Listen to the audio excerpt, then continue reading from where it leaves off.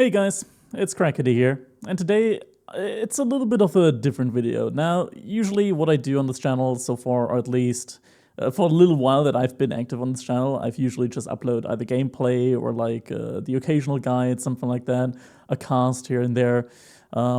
Usually I'm just live streaming over here on YouTube, but today it's a little bit of a different video because today I want to cover a topic that is actually like pretty close to me. I'm a relatively competitive gamer, I would say, usually, especially when it comes to Age of Empires 4 or Age of Empires in general. I always look to improve. I wanna understand the game at a very like deep level and just have really good macro. That's kind of how I really like to play my kind of games. Just have a good knowledge of the games and have that like kind of be the main thing that you're really good at. And that kind of leads to today's video because today I want to talk a little bit about balance in Age of Empires 4 because I know many times when I talk about that about the balance in Twitch chat of like other streamers and so on, I get ridiculed a lot of times about like, oh no, it's not that bad, you're overreacting, the balance isn't that bad. And for the most part, I gotta agree, like currently the balance is really good compared to what it used to be.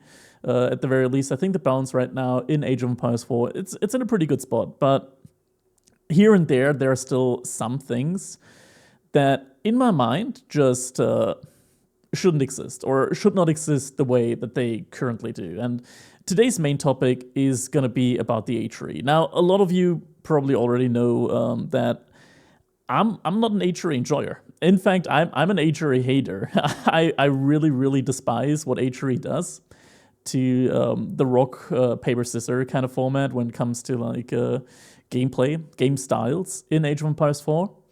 And to clarify, there are like three mainly distinct play styles in RTS in general that have evolved. So you got booming, you got turtling, and then you got aggressive play. Now these three play styles, they can be mixed a little bit, especially as the game goes on. Like you start off playing aggressively, but then later on you get like an additional town center or something like that. That's when it gets a little bit muddied. But like at its core, there are these three different playstyles. You turtle, as in you just defend, maybe you get a tech advantage, something like that, and then you try to win the game like that against an aggressive player. Or you play aggressive against a player that is just booming up, invests a lot into economy, doesn't have that many troops out, and you just overwhelm a player like that. Or you boom, so when your opponent turtles up, you just add another TC because you know, oh, they're not going to do anything for the next couple of minutes, so you can just boom, get a lot of units out with your superior economy and overwhelm them. So these are like also, this is like the rock, paper, scissors format, right? Like booming beats turtling, turtling beats aggression, aggression beats booming. But here's H-Re. And here's where it kind of grinds my gears a little bit. Because H-Re, the inspiration, it's 40%. So the inspiration mechanic, for those of you that don't know, actually we can just look at it because I actually have an example for you guys today. Nitpicking. Many people might be like, oh, Crackedy, this is a nitpicked example. You can't just like choose a game. It must be statistics, man. There need to be at least 3 million games played until you can actually make an argument for something. No. To those people, no. You can just look at what a civilization has. You can know from experience. You can know from watching other people play. I see a lot of games. I watch a lot of games. I play a lot of games. I know that this is broken. People that tell me this is not broken are wrong. I'm just gonna straight up say, people that tell me that this is not broken, they are wrong. So let's just look at it. Let's just look at it. Okay. So over here, I was just minding my own business today. I was playing a game. Well, not mind my own business, but I queued up first game of the day. I run into Ron and Mortadello. So you might be, this guy, who is this guy? Probably just a new player. Never heard of this guy. Bad player, don't care. Nitpicked example. This is Vortix, you guys. This is Vortix. So, you know, it's an incredibly good player. For those of you that don't know Vortix, first of all, what the fuck? Shame on you. Second of all, really good player. He's playing as the English. I'm playing as the H-Re. And going back to the topic, what is inspiration? HRE, they get access to prelates in the Dark Age. Prelate, religious unit, you know, like your scholar, like your monk. But the prelates from HRE, they inspire. Every couple of seconds, they inspire a villager. That villager gets a buff for, I think it is 30 seconds or a minute or so. And you can see here, this buff, inspired villagers gathering rate plus 40%. Now, how much is 40% in Age of Empires for? The first real upgrade that you can get on your economy for your villagers, those are the upgrades that you get in Feudal Age. Those upgrades, for one, cost resources, and second, they only increase the gather rate by 15%. You compare 40%. That is not one of these upgrades, that is not two of these upgrades, that is more than 2.5 times the value that you would get out of an upgrade. These villagers right now, they're gathering almost at the same rate as a neutral or not a neutral civilization, but like as the French do. Any civilization that like doesn't get any major eco bonuses. With Imperial Age, all economic upgrades, they're gathering almost as fast as that, and you can get the economic upgrades on top of that. These villagers right now, they're gathering at hyper speed, and what this means is that you're going to be getting a lot of resources in your games as the Holy Roman Empire. And what this translates into is that the HRE can reach like one of the fastest castle fast castle age timings in the game. So they kind of fall into like the turtle civilization category, right? So booming usually works really well against them. But this is where it kind of gets broken because you have that 40% economic upgrade, or an upgrade, but like the buff on your villagers. And in Imperial Age, you get the Palace of Swabia. Now, what does the Palace of Swabia do? For one, usually an Imperial Age tech costs, or rather landmark, it costs 2,400 food, so a lot of food, and 1,200 gold. Not the Palace of Swabia. For some reason, the developers in their infinite wisdom decided that the Palace of Swabia should be a discount landmark. So I believe it's like 15% that you pay less for it, so you only pay like roughly 1.9k food, and roughly 1,000 gold for it, which is very cheap. For an Imperial Age landmark, that is very cheap. You're saving 600 resources there. 600 resources. But what does that landmark do? A normal town center produces a villager every 20 seconds. The Palace of Swabia, if we just take a look at it, produces a villager at 66% less cost and 200% faster. 66% less, that means it's like 17 food. 200% faster, that means you get a villager out like every 6-7 seconds. And here's where it's broken. Right, because usually, against the HRE, a boom civilization would be the turtle civilization. This doesn't work here. This doesn't work because suddenly HRE can just fast Imperial Age, and they're on effectively 4 town centers, pay very little for their villagers, and are able to quickly, very quickly in fact, overcome the eco advantage that a boom civilization or a boom style would give you.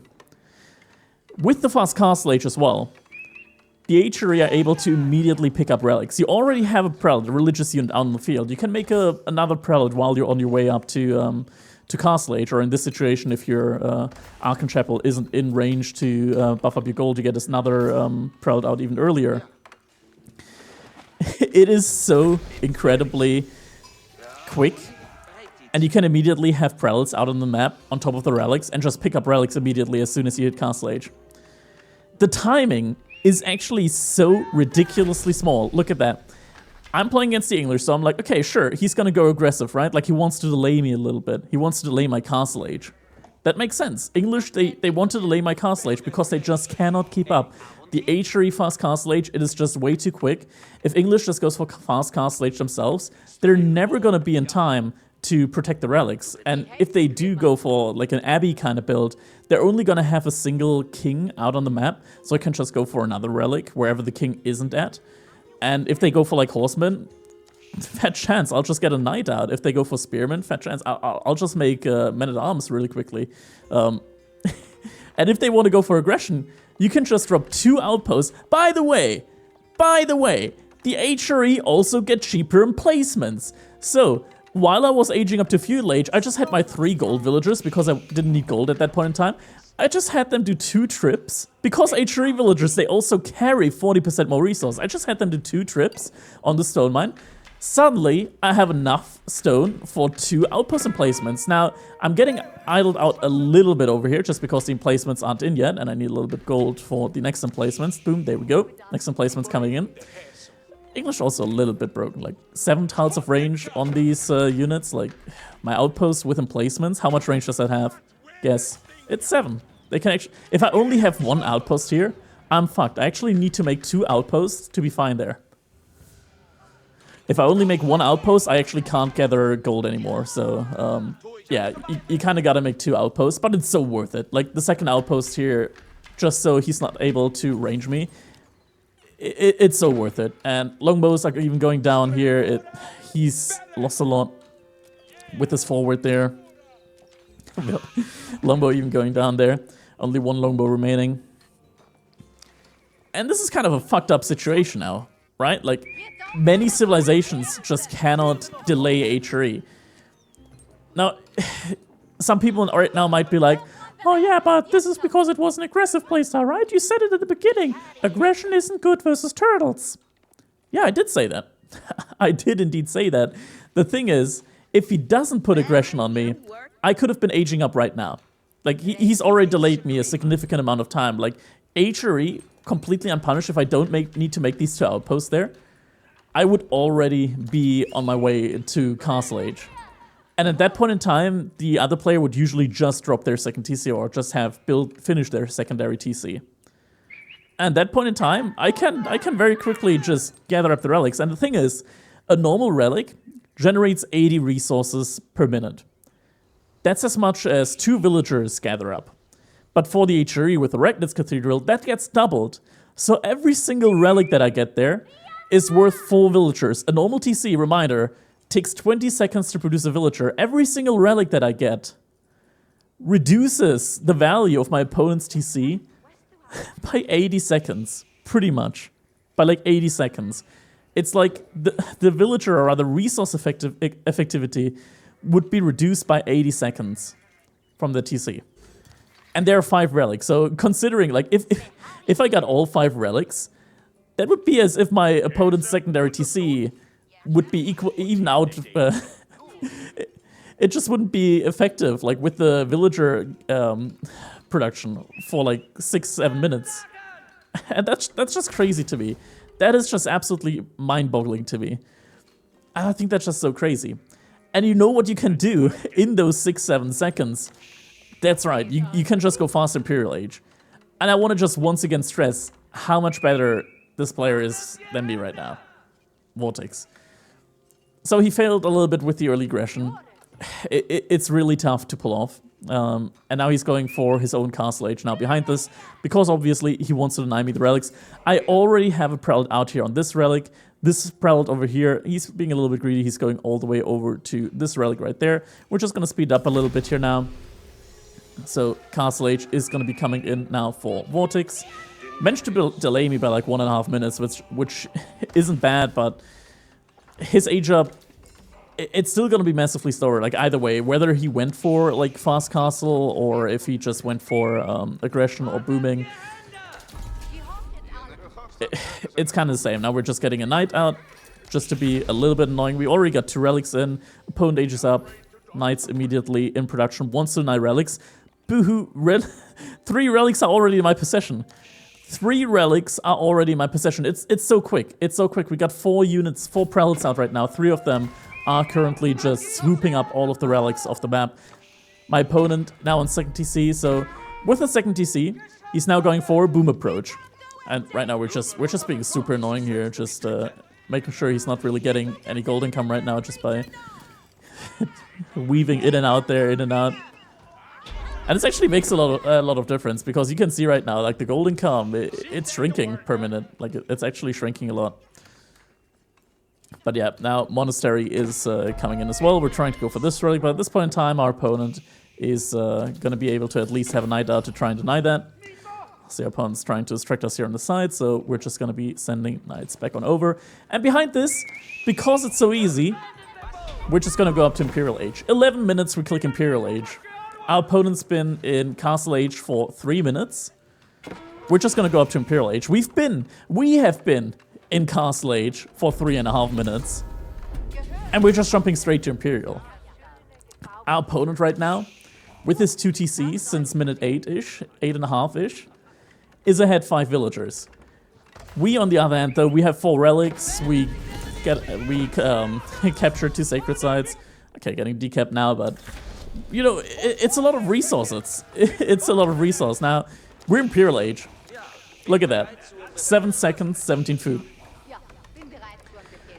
This is why people call it the villager printer. Just gonna garrison up. Knight. There's no upgrades yet. There's no blacksmith yet. It's so...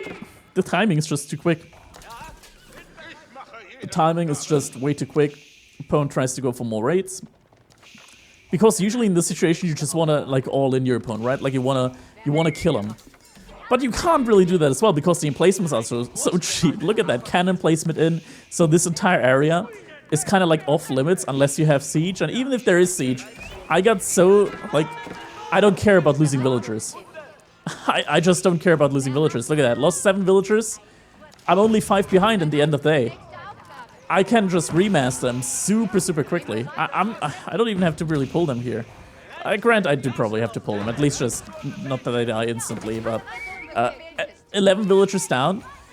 Give it like less than half a minute, and we're gonna be up there again. A little bit of fights going on around the relic here. Just gonna deny that troll going out once again, that monk going out once again. Now it's just ducking, diving once again with the knights. But we got decent placements here. Look at that. Emplacement over there, emplacement over here, so we get free stone access or safe stone access. Another outpost goes up here, another outpost goes up there. And with that, our entire economy is pretty much untouchable. We got 3 military units out. And those military units are prelates and 1 half-dead knight.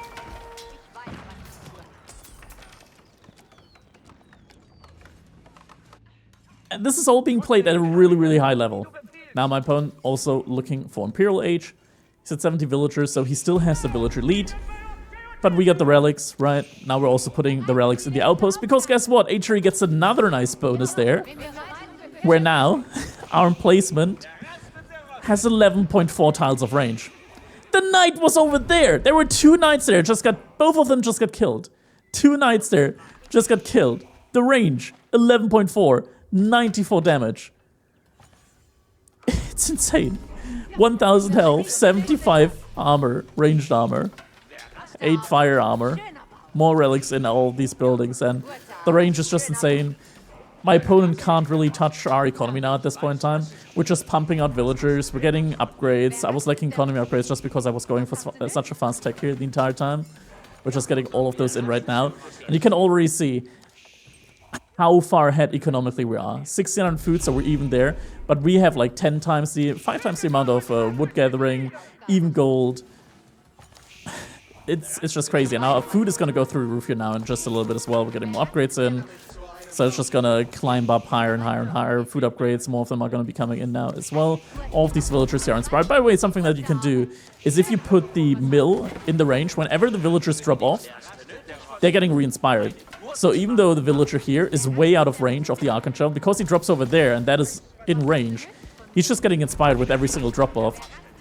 So I can just pump out farms over here and there, and they're all gonna get inspired because they drop off here in this mill. Our opponent going for sacred sites now behind this, gets some map control, wants to stone wall up. He needs to buy time. Vortix knows that at this point in time he can probably only win this if he gets it to like a really late point in time. But at this point, like, we're just massing too much. We're just massing too much. Like, this is a crazy point. Our opponent's been on 2 TC. We just went fast Imperial, just fast tech after fast tech after fast tech. We're ahead 24 villagers. We got all the relics. And now we can just add in siege, make a lot of men-at-arms, get some hand cannons out, and just overwhelm. We can just overwhelm.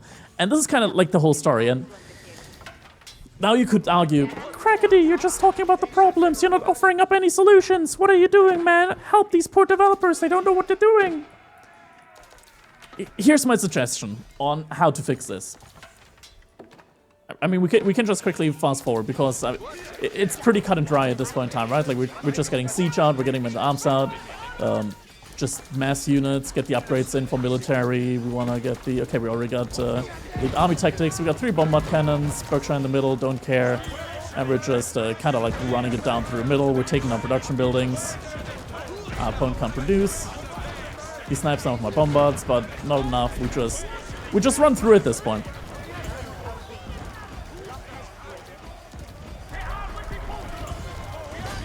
And GG gets called. Yeah. This is like the HRE experience 101. Now, this is where I want to like go into detail on like how I would personally approach this, how I think HRE should get nerfed, and what I think would be like really meaningful nerfs there for the civilization. Not something that completely destroys the civilization, but just something that evens out the playing field a little bit more. So let's just talk about the elephant in the room. The fast castle age timing. Or rather, the timings in general. They're too quick, especially very early on. The timings for the HRE, they're just way too quick. Whether it's about getting enough resource for fast castle age, fast imperial age, the timings there are just too quick, and it needs to be addressed in one way or another. And I think the best way to address the problem personally is a little bit of background info. I'm personally a big fan of taking stats away from a unit that I believe to be overtuned and giving them back at a later point in time when I think they're appropriate through an upgrade. So what I think should be done with the HRE, the inspiration specifically, right now it's 40%. And people are used to the 40%. And it should still be a very big point of the HRE economy. But I think 40% is too much. What I think they should do is they should nerf it from 40% to 30%, so a 10% nerf. There's already an upgrade in the game, in Castle Age, that you can get to buff up the inspiration of your villagers by an additional 10%. So it goes from 40% to 50%. You could add another tier to that, so after a 10%, you can unlock an additional 10% in Imperial Age, so that way, in the late game, you would still have that massive plus 50% bonus economy from the inspiration. That is something that I think would absolutely just cut down the fast castle timing enough so that other civilizations could actually punish it with a boom or just get a reasonably similar timing in. If they also want to go for like a fast tech upgrade, like the eco civilizations, or rather the fast eco civilizations that have comparable bonuses to the HRE that might also be interested in going for that really, really fast castle age strategy. Another thing that I think they should do in order to fix that kind of like broken asymmetry where the rock, paper, scissors format is broken, where HRE, they start off as a turtle civilization, they go up to Imperial Age, suddenly they're a turtle and boom civilization all in one. Is I think the discount on the Palace of Swabia of 20% needs to get removed completely. I see no reason why the Palace of Swabia needs to be discounted by 20%. It's too much. It's simply too much. 20%, why? The civilization already has a lot of economic bonuses at that point in time. I think 20% is just... it's too much, and it makes a lot of people just completely ignore the other landmark choice as well, the Elsbach Palace, which is still a really, really good landmark, which you basically only see if HRE goes for like double or triple TCs early on, because otherwise it's just way too great having Swabia in the game, because as soon as you get Swabia out, suddenly you don't care if you lose a couple villagers here and there. Even if you lose many villagers, you just don't care, because you can just remake them for very, very cheap at barely any cost, and in barely any time at all. It's just too quick, and I think it doesn't need to be discarded. It's already great landmark as it is. It's already been nerfed. It's still like the #1 landmark choice for HRE. It doesn't need to be discarded. And I think at this point in time, we're kind of like at the end of this rant, at this at the end of this video. This is my opinion, of course. Like, I'm not just like, I'm not 100% objective on this. Probably not. I don't think I can be 100% objective on this. I've played Achery. I've lost to Achery. I've won against Achery. I think they're too good. I think there's just this one strategy right now, the fast castle, fast Imperial Age strategy, that's just always been too good. I've talked about it always. This is the first time I make a video about it. I just want to get my opinion out, and I don't know, maybe let me know what you guys think about it. Personally, I just can't stand it, losing to Achery when they just turtle into boom. It really gets my blood pumping, and yeah, I just want to make a video about it. So maybe let me know your opinions. Maybe let me know about your experiences with playing against Achery, how you guys feel about them. Maybe we can get a little bit of a discussion started, and hopefully we can just all find some reasonable compromises to how to deal with that. My personal objective, of course, is to get the civilization nerf, no doubt about it. But yeah, let's see what comes along. All right, guys. I hope you guys enjoyed the video, even though it was something different, even though it was more of a rant. And with all that being said, I hope you guys enjoyed the video, and I'll see you all in the next time. Have a good one.